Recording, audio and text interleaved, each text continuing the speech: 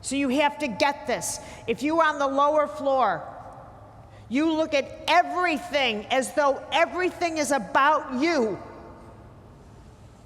And you believe that lie. You believe it. You think everything in this world is about you. How could that person say that to me? That person would say that to anybody. Who are you? You're nothing. You're nothing but the person who happened to be standing there. This is what you don't get, but you've got to get it. You happen to be standing there. This is the power of being humble. It's not about you. In my humble opinion, and I have to say humble opinion, I believe that we are living at the most significant turning point in the history of humanity. That is a huge mouthful. I'm going to say it again. We are living in an axial shift. We are going from one way of living to an entirely different way of living. It's so huge that it doesn't fit in our minds. We can't comprehend it. But let me just put it in this way. Ever since I was, 8 or 9 years old, I've been a student of history, specifically military history. And so for me, the study of war has been a compass. War is the great change agent. It always has been. I have never not studied war. The other subject that I've studied with equal reverence is God. So I've studied the two forces that motivate human beings: the passion to destroy and the passion to seek higher ground within the soul. These are the two wheels that motivate a human being: destruction and resurrection. Destruction and resurrection. We can't stop being compelled by both. We simply can't stop. No matter what, we can't stop it. This is who we are. This is simply who we are.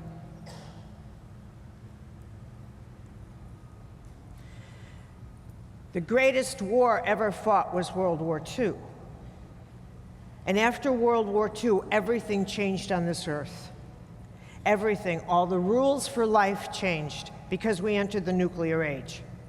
Now, I don't have time to go into all of the many things, though I am in the next one of the books that I'm writing right now.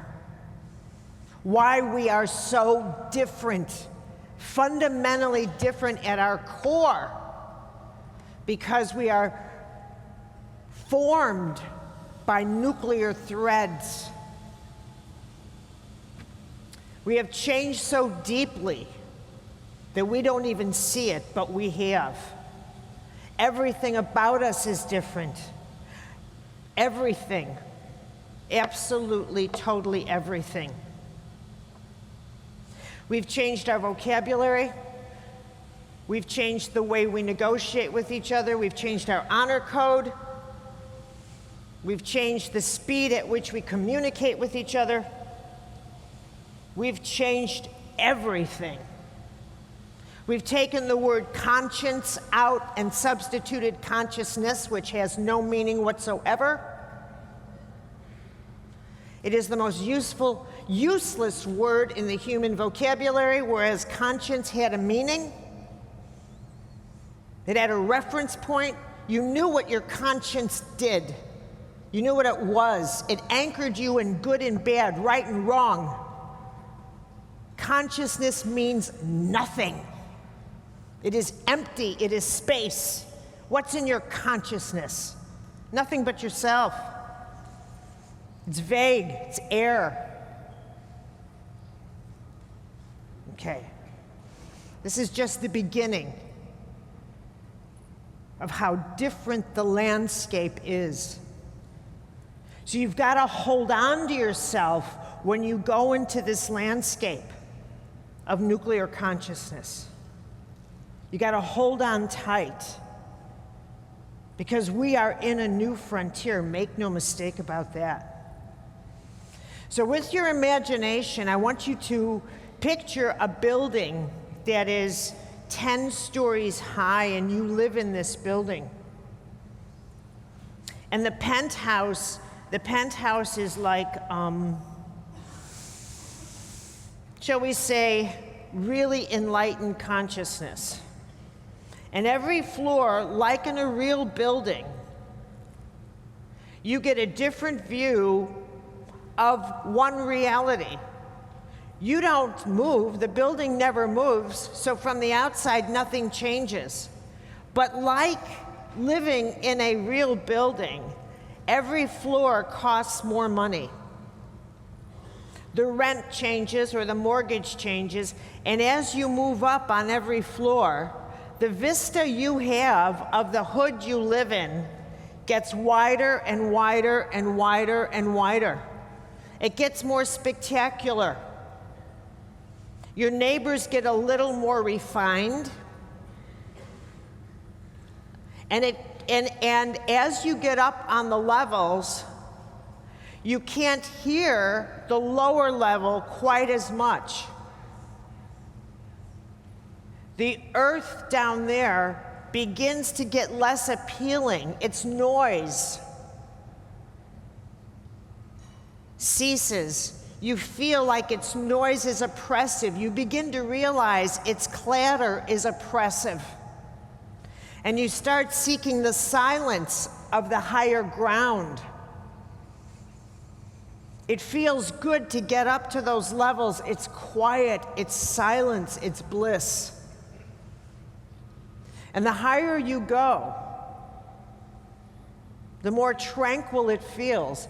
But there's a price for it. Because every time you go up another level, what happens is that you realize that when you come down again, you can't describe the world you see to the people on the first floor. Though they have a 9th floor in their building or a 10th floor, if they don't live on that floor, they don't believe they have the floor, or they can't afford the rent on that floor, and they don't want to talk to you about it. And it's as simple as that. Or they don't want to take the risk in investing what they have to do to get up that high. So like it or not, they have the same floor in their building. And when they see you get in the elevator and take the elevator up to your floor, they think that there's something wrong with you, or they don't want to talk to you anymore. And likewise, when you get off on a certain floor and you see someone going up, at some point it begins to scare you. If it was someone you loved and they said, you know what, I'm going to see what's on the next floor, you're like, oh, please don't do that without me. But I'm not ready to.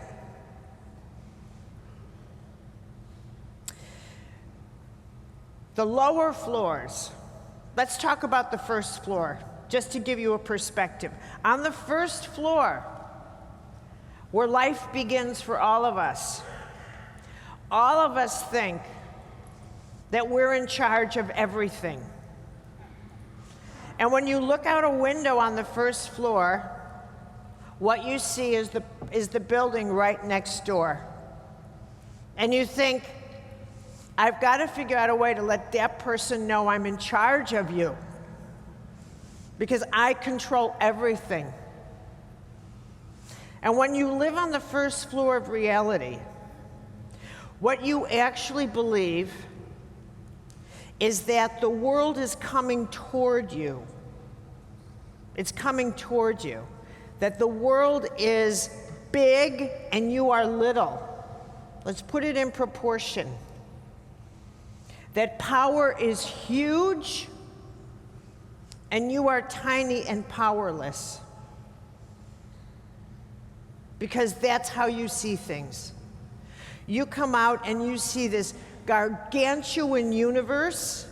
The planets are out there, and when someone says, can you imagine that Saturn has influence in your life, you think, no, because on the first floor, distance equals no power.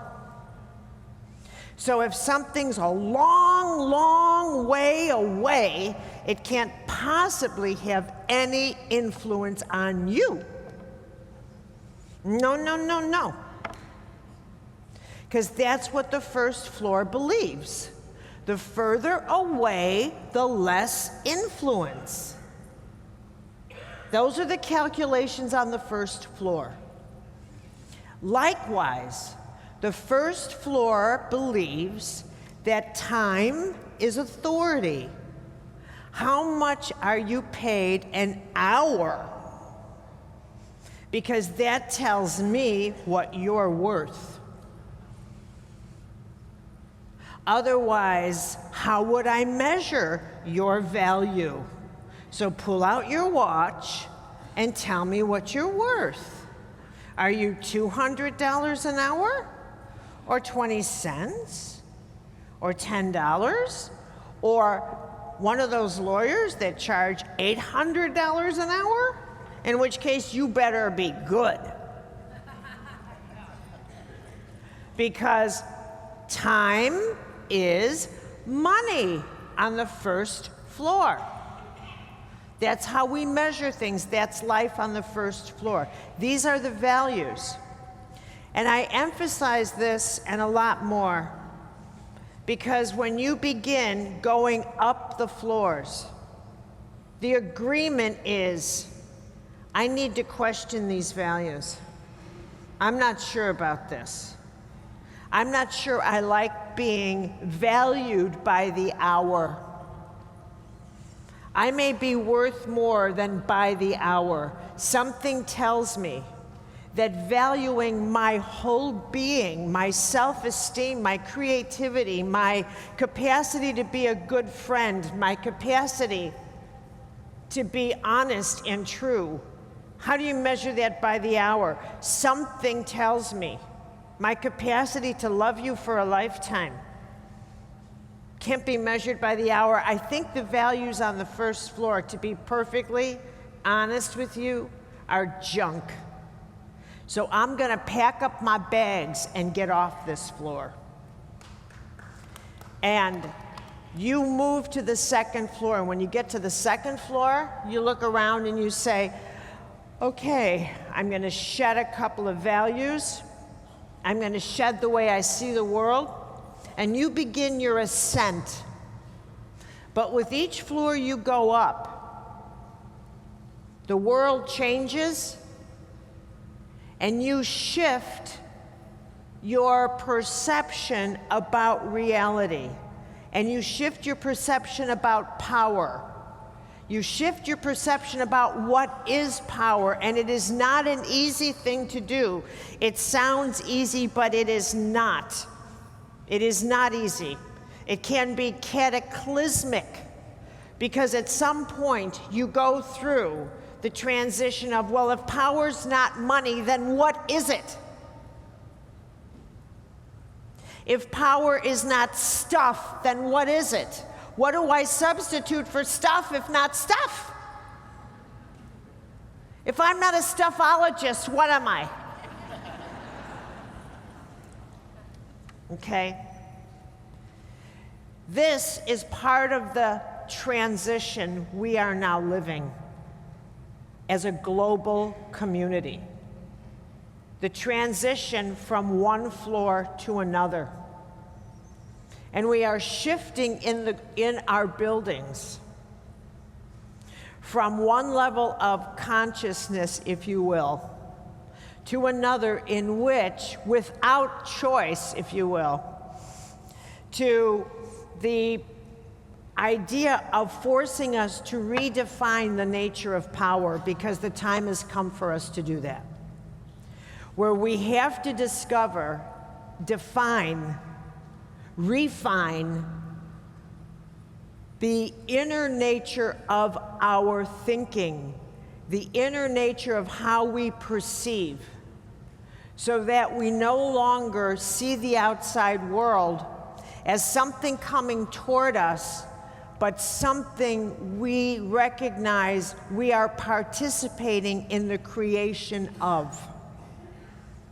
Do you want me to say that again? Okay. Instead of seeing the world as I'm here and you are out there and we're separate, we have now, all of us,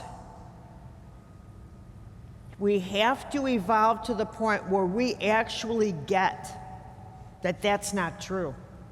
That what is truth is that we are actually a breathing, that we all breathe together, and we are all part of a creation that is one. What is in one is in the whole. That what I actually really do to the least of my brethren, I am actually really doing to myself. That is not a Christian principle, but a cosmic one.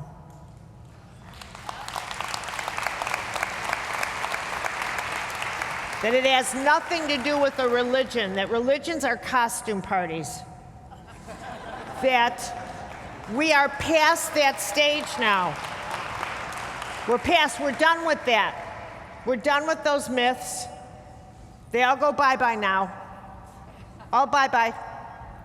That we have to get on with the cosmic truths. It's time for cosmic, okay? It's time with the cosmic. Now, as part of learning who you are and how the nature of what has opened up, which is so extraordinary. You know how the internet works, and now we're going to talk about the internet. You in the internet, okay? And I love this little applause team I've got here. So I want you to picture yourself, you know when you learned latitude and longitude as a kid? Do you remember that globe and it went this way and this way? Okay, so picture yourself standing in the middle of that. Can you do that? Okay, so there you are in the middle of a globe that has a latitude and longitude, yeah? Good.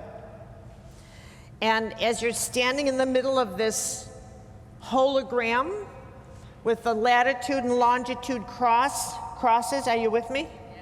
Yeah. Okay, I want you to imagine that this whole thing is constantly electrified. One of the mystical laws is that all things are in constant motion. You are never not in motion. When are you not in motion?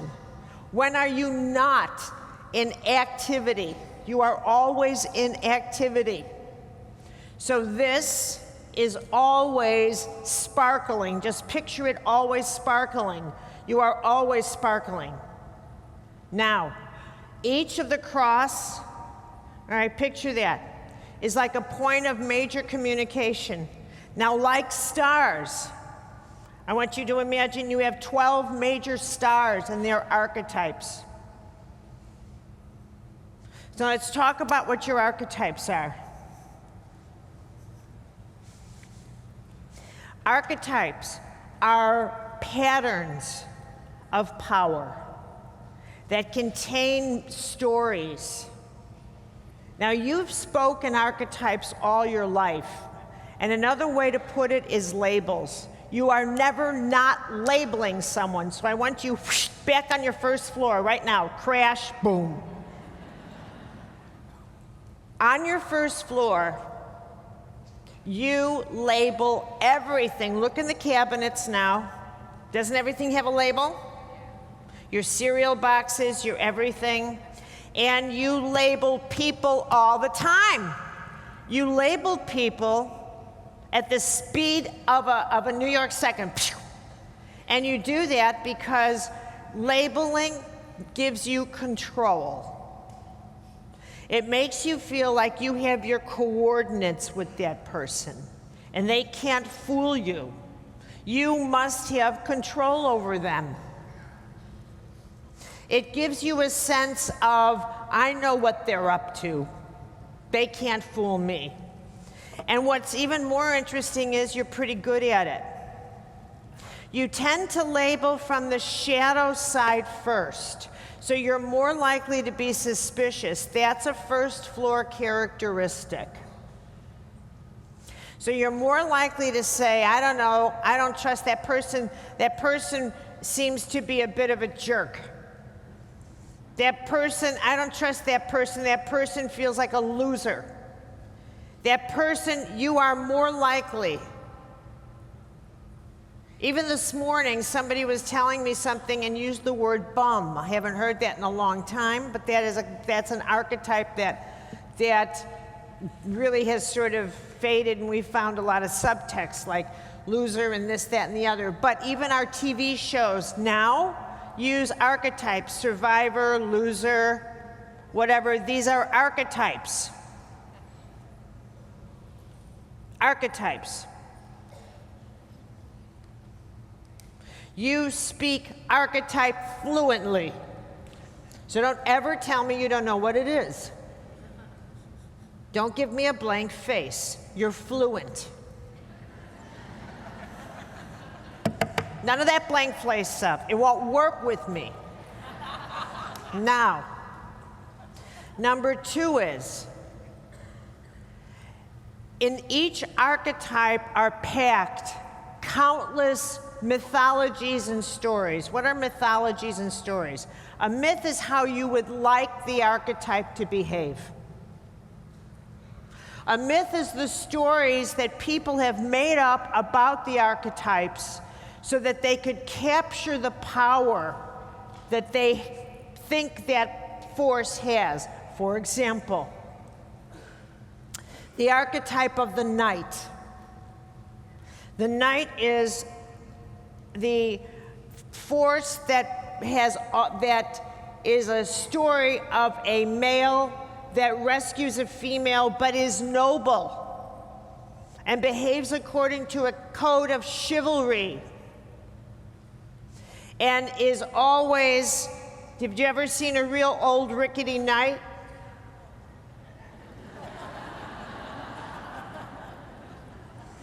Have you ever seen a knight that is not romantic? Doesn't come in that package. So let's remember that part of the characteristic of a knight is that he has to be romantic, young. The knight has certain characteristics. That's what makes it an archetype. Okay?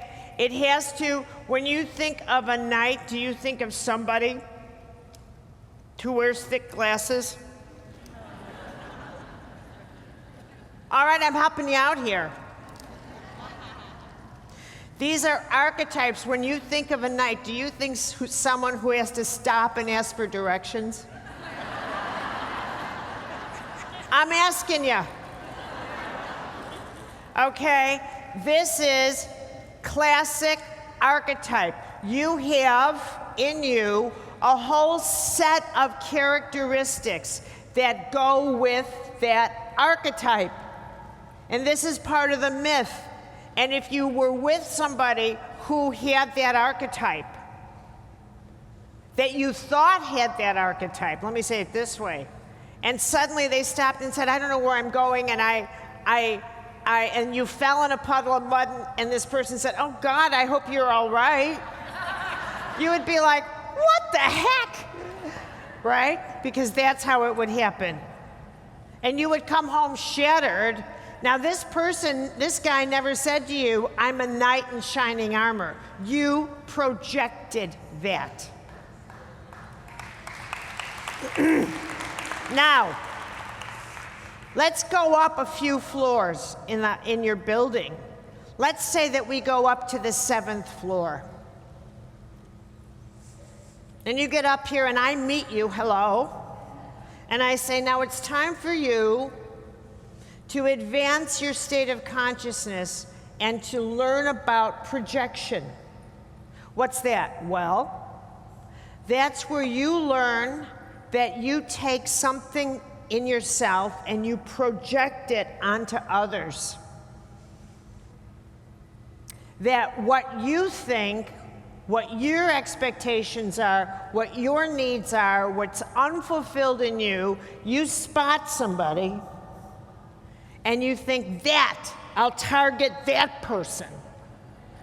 And you project a lot of that stuff onto them, and you decide that person is going to carry all this stuff, and I will expect that person to fulfill all my expectations.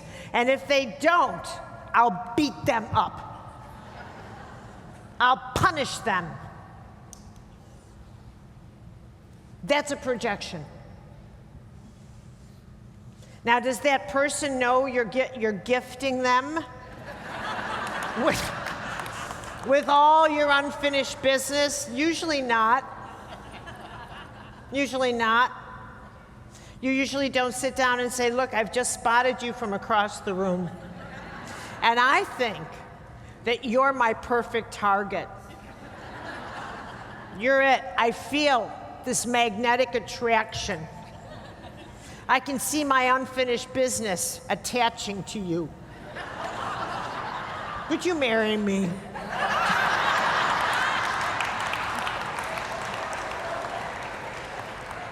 I think we're soulmates. Okay, that's how you see this little combination working. Okay. Or what's very classic is, let me describe what dating looks like. You want to hear that one? Now, you have 12 archetypes that are intimate to you. My work on sacred contracts describes this very how do I say this? Very in-depthly. That's the word I'm looking for. And if you want more information on it, it's on my website. We can't go into that now, but it's on my website at mace.com. So anyway, so let's say you have 12 archetypes, and we all share 4. We share the victim. We all have a victim. We all have a saboteur. We all have a child. And we all have a prostitute. We do not. Yes, we do. Okay. So now, here's the thing. Now, I've got you on the 7th floor. And before I go into this, I want to just put another idea in your head, which is important. Something that maybe you could take with you the rest of your life. And that's that a way to see this universe, to really understand, like, the nature of, if you will, God, or the nature of how things are, is that in archetypes, is that as you ascend, excuse me, as you ascend in these floors, what you come to realize is that this universe that we live in, this grand place, is very ordered. You know, galaxies don't decide, I think we'll move here. Andromeda doesn't decide to go this way. Everything is ordered, and it moves, excuse me, on a specific orbit. 24-hour turn. Everything is ordered. Tides, everything, everything, everything, everything. I've been a medical intuitive for almost 30 years. What makes readings possible is that intuition follows laws. It is not random. There's nothing random about the laws of intuition, what I'm teaching you. The intuitive system, the mystical laws are completely ordered. It's a science. Disease follows laws. If that were not true, there would not be medicine.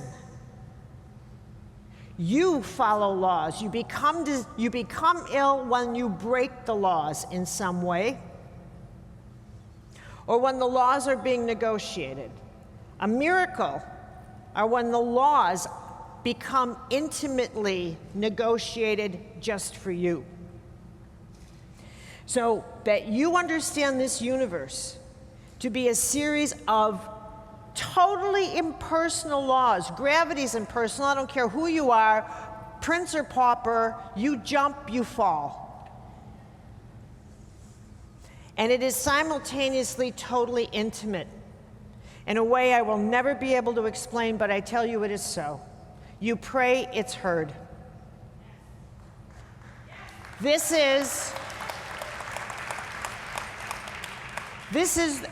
and a miracle is when these mystical laws, which are conscious and fluid, maneuver through the physical nature of life and readjust it just for you. So in the understanding of the mystical laws, I tell you, you come to understand the nature of what is expected of you as a mystical soul. And if you really, truly want to understand what am I doing here, and get out of the mystery that you think it's because of a job, get off those first 2 floors and think it's because you got to acquire stuff because you're frightened. Stop being scared, grow up, and get up to the larger sphere. You're not here to acquire, you're here to serve. And never before has it mattered as much that you step into the fullness of who you are, and that means you learn who you are. So, the archetypes. So I just want to tell you that when you're, like, for example, socializing or dating, these 12 archetypes that you have, some of you like have a rescuer. How many of you relate to the rescuer? All right, how many of you relate to the entrepreneur? Now, there's so much to tell you about this, and the book that I wrote for Hay House on archetypes, I wrote that because I realized that this subject can be overwhelming, and it's like a beginner's guide. And it's a perfect way to get into archetypes and familiarize yourself so that you say, I get this. Okay, I get it. And it will warm you up to the subject so that you recognize it and it feels cozy and they feel like, this is me. How many of you relate to the pirate? Oh yeah? How many of you have ever pirated anything off the internet? Hello? So how many of you relate to the pirate? Hands up. Am I talking to myself? Okay. So don't see, you're literalists. You were answering me from the first floor. You thought if you weren't off the coast of Somalia, you're not a pirate.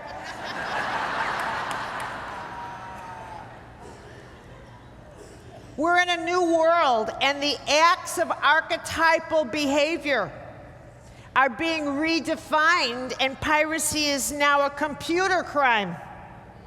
Snap out of it. All right, now you're with me. So let's say you have a pirate, and you have let's say you have an addict. Any addicts in the group?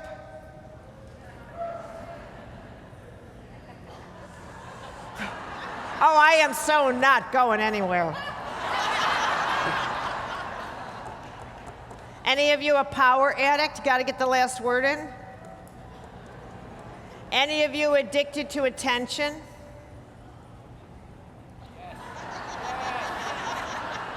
Oh, man. Any of you addicted to compliments? Got to be, like, recognized for things? So I'm asking you, how many addicts I got?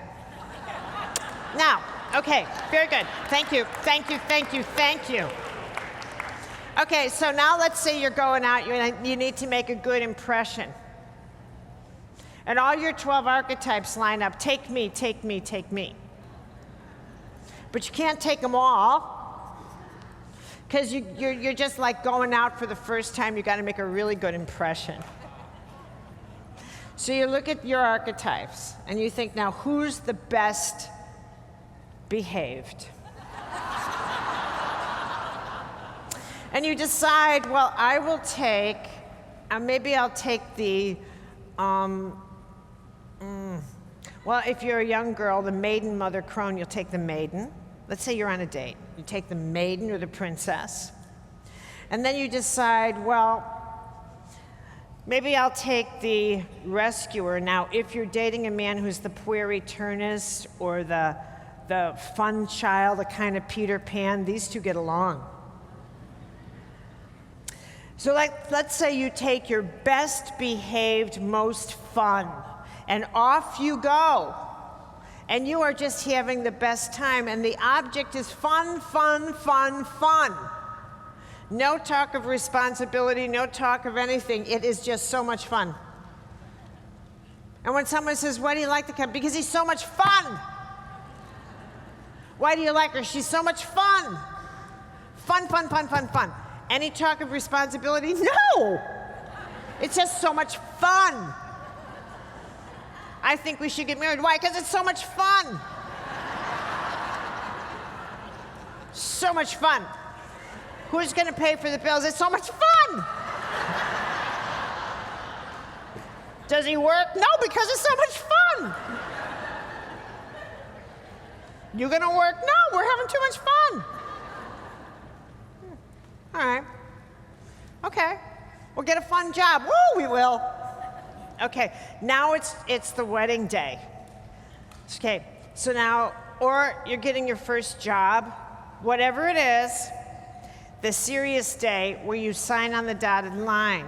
So let's say it's the wedding, and you're walking down the aisle, and you think it's just you, and the groom thinks it's just him, but lined up behind you are 12 archetypes, just like the 12 apostles. And they're just waiting. So now you're at the altar. And it's all 24.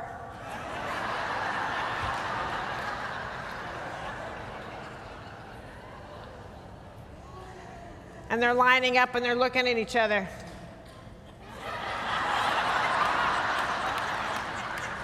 Okay.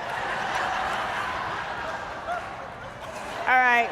So now, as soon as this happens, you're looking at each other, the moment, the second, I mean, it is not even, it's like,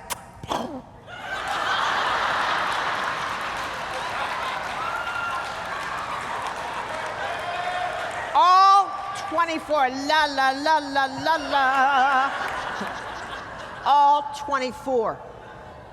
And you look at each other like, what?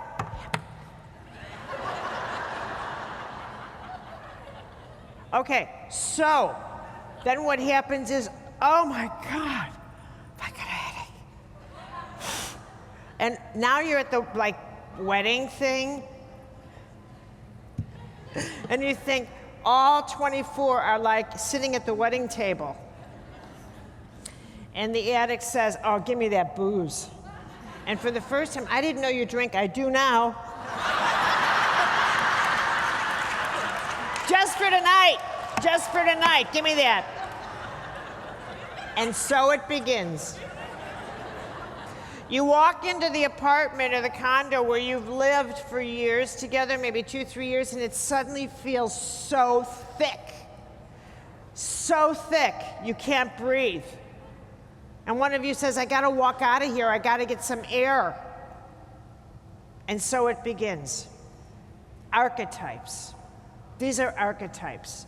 These are archetypal patterns, yours and the other person's.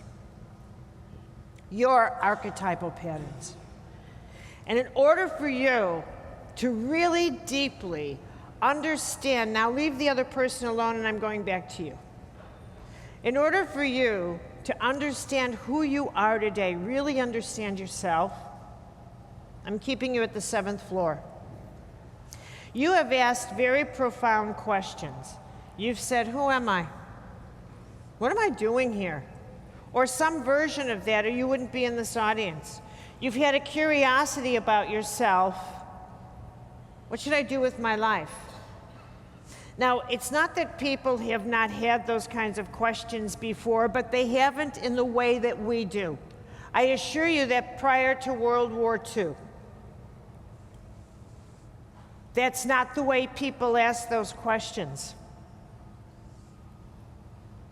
And it's worth understanding the difference. It is worth it, because prior to this era that we lived in, people did not quest to understand their inner life as a society. There were individuals who did, philosophers, intellectuals. But if you think the mass number of people quested to understand themselves, to understand the environment, to understand why species were dying around, to understand if we were going to survive together, you are mistaken. You are very mistaken. If you think that people used to wonder and focus the spotlight on themselves for decades, wondering about their own significance, you are mistaken. We are a society where people pay money to a therapist trying to find out what their significance is. You may think that's okay, I don't. I think that's a measure of how tragic we've become. How soul sick we have become. How empty we have become. That we have to pay money to find significance. That tells you that we have created a sense of value about ourselves that is so off the charts that it comes out of pain. I need to be significant. I have an idea of my own significance that's so huge that I can't find it, so I'm suffering. This is a self-constructed suffering.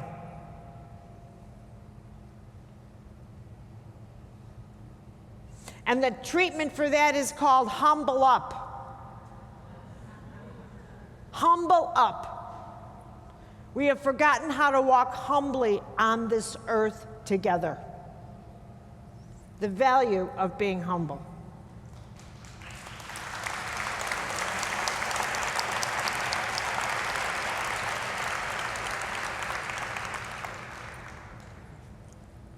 So where we proceed is, what are your myths? What are the stories you tell yourself? What are they? Because I will tell you something.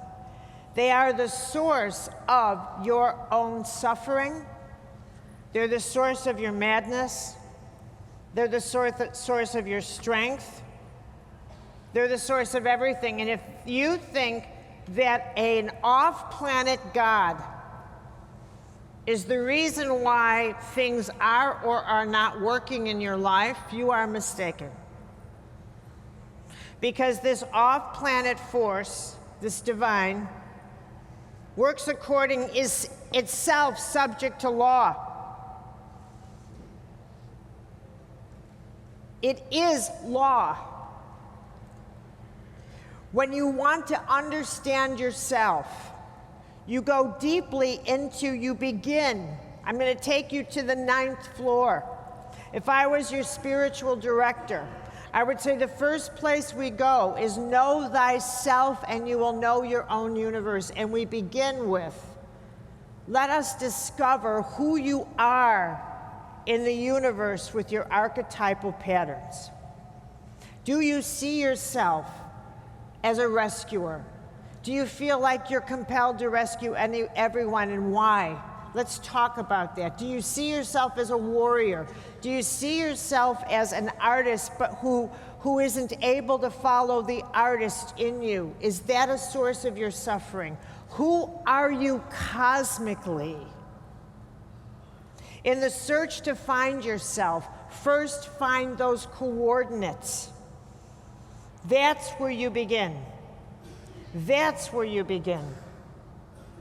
And from there, you begin to piece together the great tapestry of who you are in this universe. That's where it begins. And it's a magnificent, magnificent tapestry.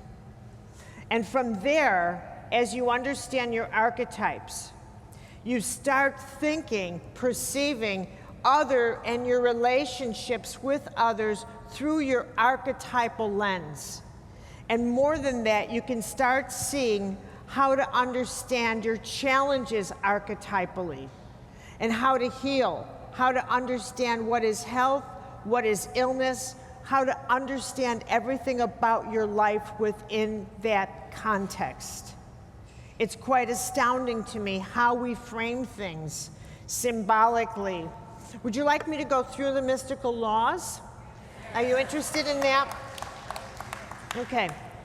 Let me just tell you, it's so absolutely fascinating to put that together.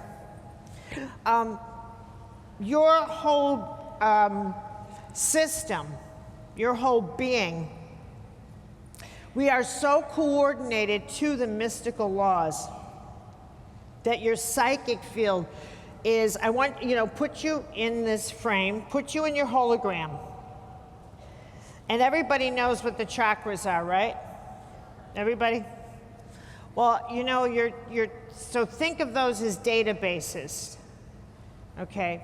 And I want, think of yourself like on the 7th floor, so that what you're learning is the operating principles of your nature, not your personality, your nature. So in keeping with the archetypes, there is nothing personal about what I'm about to teach you. Nothing. There's nothing, what I'm about to teach you exists not because of you, it simply exists. Just like when you understand something about your archetype. How many of you relate to being a mother? Okay, the mother's an archetype, obviously. And yet, as the mother archetype, there's nothing personal about being a mother. The mother archetype. The female body is designed to have children. There's nothing personal about that. Pregnancy is not personal. Women get pregnant. Your personal experience of pregnancy is personal. Do you understand what I'm saying to you here? Okay. What I'm giving you is a lens through which to understand everything in your life, the personal and the impersonal. The first law that is brilliant to get is the law of gravity. The law of gravis, which is, I've spelled it out in detail in Defy Gravity. The first law is what you give weight to. So if you see yourself in your little hologram, imagine that everything in the outside world has no meaning to you until you give it meaning. Okay? Everything has no meaning till you give it meaning. Now that is very, very important, because to translate this in a different way, gravis means weight, gravity. Do you want my glasses? Do you want my glasses? No. No. Realistically, no, right? Have you been craving my glasses? No. No. That's important, because you haven't given any weight to this. Any weight. W-E-I-G-H-T. Gravity. Gravity is weight. W-E-I-G-H-T. And the more weight you give to something equals time. I'm telling you how you create time. This is one of the most important formulas you'll ever learn in your life, so pay attention. The more weight you give to something, you add the experience of time to your life, and that equals the more time it will take for you to manifest anything in your life, whether it's health or opportunities. So you want me to go through this again? Yes. Okay. Everything you attach to, you are creating weight, gravis. It doesn't exist for you until you attach to it. This is what Buddha meant by illusion. It doesn't exist. None of you exist for me after this workshop unless I attach myself to you. Unless I meet you, bond with you, form some kind of connection with you, take your business card, give you my business card, agree to meet you. Otherwise, you don't, in the emotional way, exist. Do you get that? Okay.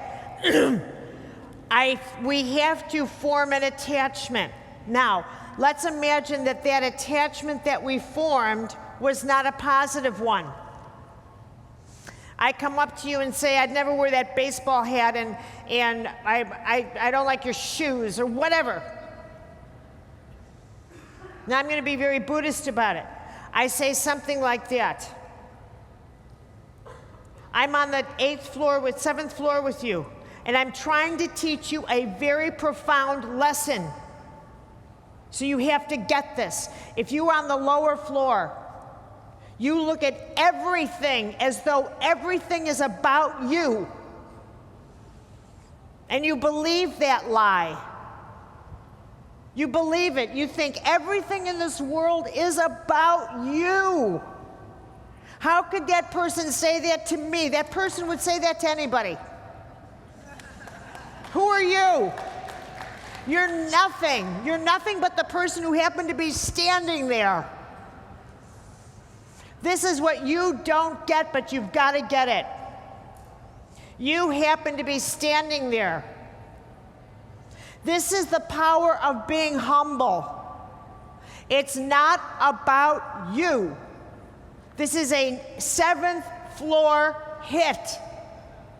It doesn't matter. You make it matter if you attach to it by deciding I'm so significant that that person attached to me, instead of recognizing archetypally that this person has a brat archetype, he's having a brat attack, would attack anybody, it has nothing to do with me. Or looking at yourself, recognizing, I always think it's me. I'm very insecure. I'm the insecure child. I think the world should revolve around me. And I'm always asking everybody, was it something I did? Was it something I said? And I've got to get over myself. And believe me, if you're one of those, get over yourself. No one can stand it.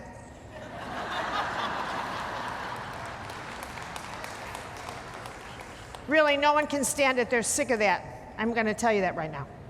I'm going to do you a big favor and tell you that. Okay, so do you see how this works? All right, so what you do with the law of gravity is you tell yourself, I am attaching to something that's personal. And in the brilliant phrasing of Buddhism, I am attaching to a spectacle that I should just let pass me by. I'm attaching to a spectacle that I should just let pass me by. Because think about it. If I'm standing in front of you, and even if I'm screaming at you, ah! And I'm screaming, in a second, I will be a spectacle that passes you by. So what are you attaching to? I'm gone. And if you attach to me, you are giving weight, emotional, psychic weight, to a spectacle. Now I'm gone, so it's only in your head. And the more weight you give something, the more time. Because, here's an example of that. If I said to you, you come to me as a medical intuitive, and you say, I'm not feeling well, and I say to you, Well, let's talk about your tumors.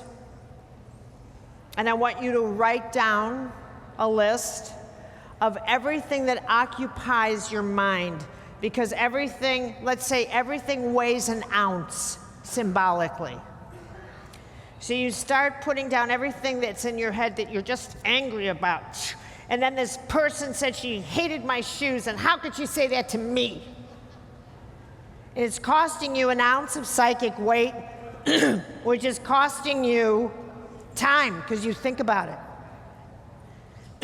So the more weight, W-E-I-G-H-T, the more you have to W-A-I-T for everything. The more you have to wait for healing, the more you have to wait for the laws of cause and effect and magnetic attraction, action and reaction, the more you have to wait for everything because you're hauling all of this with you. And are you're getting those coordinates? Okay. And an archetypal way of understanding this is that you are able to stand back and say, wait a minute here, you know, the way I've got to get this is I have got to see something more clearly. I've got to get up to the 7th floor, and I've got to see this symbolically, that I've got to detach and not attach to the spectacle. I'm projecting something here. I think that I'm the center here, and I'm not. And this person would do this, or I would think about something when reverse it, that when you snap and you lose it, how many times would you have snapped at anybody? It wouldn't have mattered. You would have bitten. I remember when I was younger, not that much, but younger, and I would get PMS. You know what that is, men. And I would get PMS. I would take down anybody. I'm serious. It didn't matter. For one day, there was no mercy. And then I was fine the next day, and I couldn't imagine why people were still angry. Because it was really, I was just like a crazy girl, and then I was fine, and I was like, oh, get over it, because, you know, like, because it wasn't personal. It was bio-personal. Right? Yeah? So the idea is, you know, the object here, I'm getting a signal. Okay. So I'm going to take us back to this closure thought. It could not be a more important time for you to discover the fullness of who you are. It could not be a more important time for you to discover your own inner archetypal resources, and more to the point, to get to your skills that allow you to maneuver the higher realms with great agility. This is not a time for you to keep wandering the earth thinking about, why was I born? Get over that and get on with the task of why you were born. Okay? Okay. You know, I actually have a very beautiful prayer that I thought I would end this, if you have time to listen to a very beautiful prayer, because it's really a gorgeous, beautiful prayer. Can you listen to this for a minute? This is one of the most beautiful prayers I have ever, so if you'd be still during this time, I would appreciate it. This is called the Sea. And I want you to listen deep, deep in your soul, because this is really beautiful. Lord, I saw the sea attacking the rocks, somber and raging. From afar, the waves gained momentum. High and proud, they leapt, jostling one another to be the first to strike. When the white foam drew back, leaving the rock clear, they gathered themselves to rush forward again. The other day I saw the sea, calm and serene. The waves came from afar, creeping not to draw attention, Quietly holding hands, they slipped noiselessly and stretched at full length on the sand to touch the shore with the tips of their beautiful soft fingers. The sun gently caressed them. Lord, grant that I may avoid useless quarrels that tire and wound without achieving results. Keep me from these angry outbursts that draw attention but leave one uselessly weakened.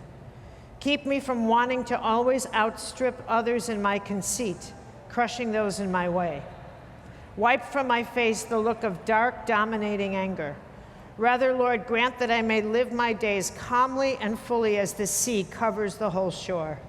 Make me humble like the sea, as gently and silently it spreads out unnoticed. May I wait for my brothers and sisters and match my pace to theirs, that I may move upward with them. Grant me the triumphant perseverance of the waters. May each of my retreats turn into an advance. Give my face the light of clear waters. Give my soul the whiteness of foam. Illumine my life that it may sing like sunbeams on the surface of the sea. But above all, Lord, may I not keep this light for myself, and may all those who come near me return home eager to bathe in your grace. Thank you.